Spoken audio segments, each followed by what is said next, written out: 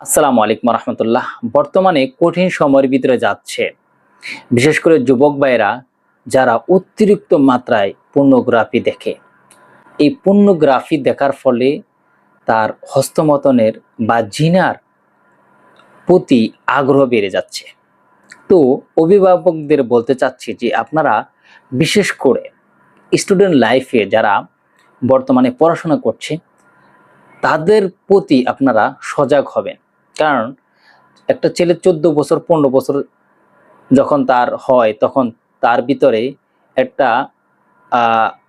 যৌবনের ধাক্কা আসে। এই সময় বিশেষ করে দেখা যাচ্ছে যদি বিপরীত লিঙ্গের প্রতি আকর্ষণ অনুভব তার মধ্যে থাকে বা আসে, তখন দেখা যাচ্ছে অনেক ক্ষেত্রে হস্তমৈথুন বা দেখা যাচ্ছে বিশেষ করে পর্নোগ্রাফি দেখার মাধ্যমে এই পথে পা বাড়িয়ে ফেলে। এতে কি যে পরিমাণ গুনাহ হয় তা আল্লাহ সুবহানাহু ওয়া তাআলা যদি আমাদেরকে মাফ না করে তাহলে আমরা এ থেকে বাঁচব না।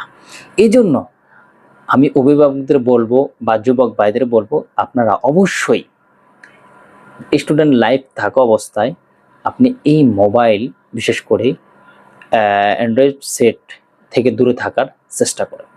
এতে করে আপনার যৌবনের হেফাজত হবে, আপনি সুস্থ থাকতে পারবেন এবং কি আপনি এই গুনাহ থেকে বেঁচে ফিরতে পারবেন।